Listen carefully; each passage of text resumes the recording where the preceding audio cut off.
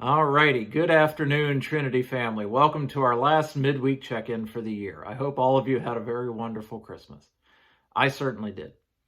Christmas Eve was a long night for those of us who worked both services, but it was absolutely amazing and wonderful to see the sanctuary packed so full and to see life returning to something a bit more normal than your very unusual Christmas Eve experience last year.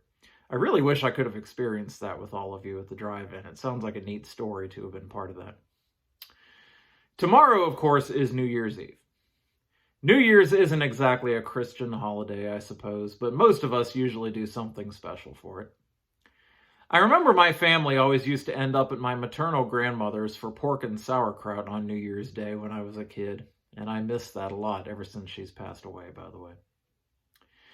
And of course, this is the time of year when we begin seeing tons of commercials for diet plans, diet supplements, home fitness equipment, and gym memberships. Yep, it's time to make resolutions, I guess, if we must.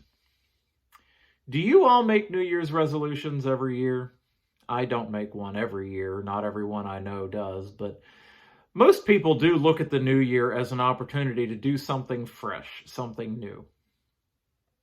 This will be a little bit repetitive for those of you who read my newsletter article for this month, but I remember that when I was younger, I didn't care for the idea of New Year's resolutions.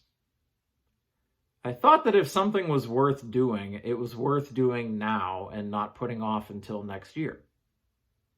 It made sense to me at the time, back when I knew everything as a young man. It's amazing how we knew everything when we were younger, and then somehow we've forgotten it as we've gotten older. My thoughts on resolutions, though, have changed as I've gotten older. I understand that sometimes if we have a really big project coming on the horizon of our lives, something scary that if we're not sure we can do, it takes some prep work to get ready for it.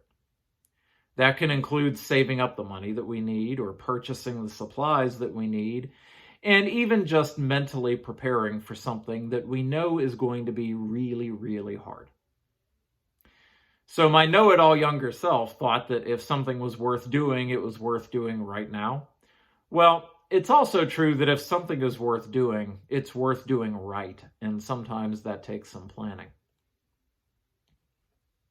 That said, though, what happens when we did take a lot of time and effort to plan a resolution, something big, something that we got really excited about, and we still failed? This was the year that we were going to lose weight, or we were going to stop smoking, or maybe this is the year that we were going to start reading our Bible every day or tithing to the church, and it just didn't happen. We gave it our all, we tried our absolute best, and we didn't make our goal. What do we do with that? Some folks have absolutely no problem just dusting themselves off and trying again.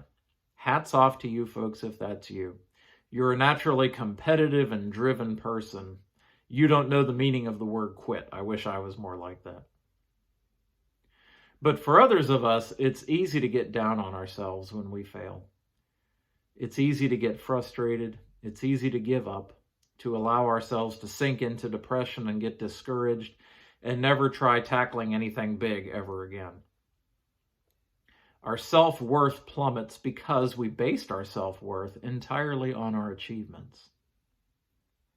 Fortunately, God doesn't do that. And fortunately, God doesn't give up when we fail.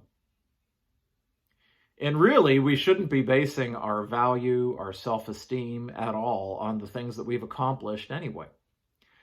Our true value comes from our identity as children of God, which we are given as a free gift by the God who sees us fail in our struggle against sin over and over and over and never gives up on us.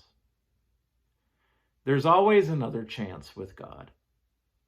There's always another opportunity to dust ourselves off and try again, because as many times as we fail in our lives, God is ready to take us back. Tomorrow and next year are always there as one more chance to get things right, one more opportunity to do something good and useful, to better ourselves and our world.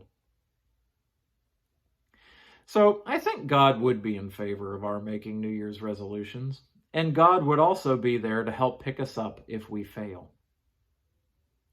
That's if we fail to achieve what we set out to achieve, whatever it is that we failed at, whether that's struggling against sin or anything else. Because our God is a God of second chances.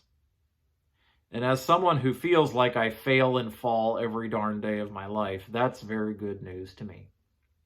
Happy New Year's, everyone. I'll see you this weekend at worship.